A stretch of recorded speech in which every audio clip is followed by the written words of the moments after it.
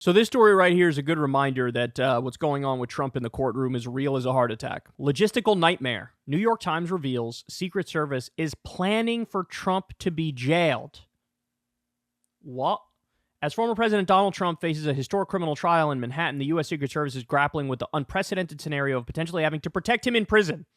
The trial, which began last week, involves Trump being charged with 34 felony counts of falsifying business records to cover up a sex scandal and marked the first time a former U.S. president has faced criminal prosecution. The New York Times reported that behind the scenes, officials from the Secret Service and other law enforcement agencies had held preliminary discussions about the logistics of protecting Trump if he were to be incarcerated. These talks were sparked by prosecutors' request to consider the possibility of jailing Trump for contempt during the trial, even before a verdict is reached. So in other words, he's so unhinged and he's been violating the gag order so much that it put the Secret Service in a position where they're like, now we have to plan for if homie's getting locked up.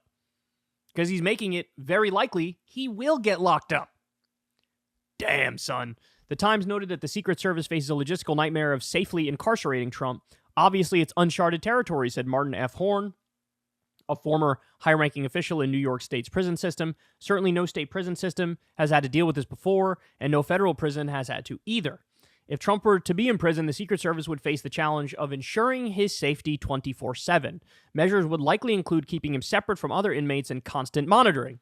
Agents would be armed. Despite the general prohibition of firearms in prison facilities, the discussions so far have focused on short-term scenarios, such as holding Trump in a courthouse cell if he were found in contempt of court. However, the more complex issue of long-term incarceration has yet to be fully addressed, given the likelihood of prolonged appeals if Trump is convicted.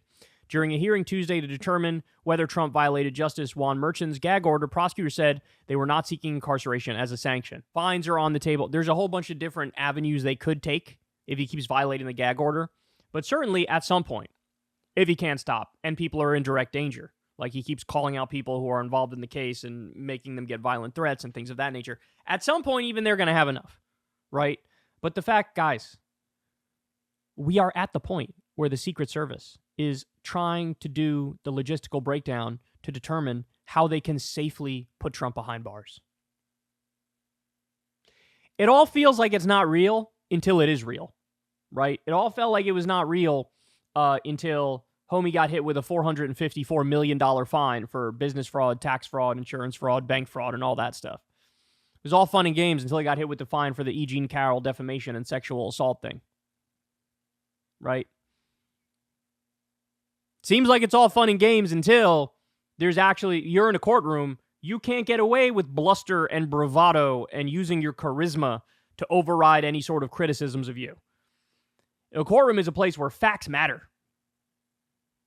And he don't have that many facts on his side, if we're being honest. So, man, that's wild. Secret Service is like trying to figure out, look, if he were to have to spend time behind bars, I mean, my assumption is probably the same as what your assumption is, which is like, they'll find some prison that's like basically like a hotel, right? He'll get a big screen TV. He'll have like a pool table or a ping pong table in there.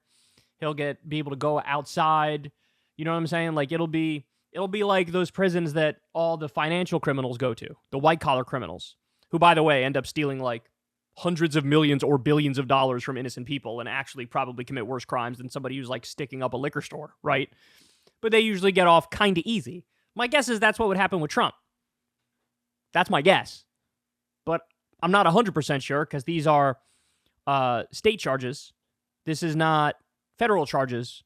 And I think those like very minimum security, like nicer prisons are more of a federal thing than a state thing. So just the idea that they said we'll put him in a holding cell in the courthouse. Imagine Trump in one of those. Oh my goodness. Good googly moogly. This is wild stuff, but there you have it. Hey y'all, do me a favor and like and subscribe. It helps out big time in the algorithm. Click the bell as well for notifications when videos drop, and watch that video on screen right now. You know you want to.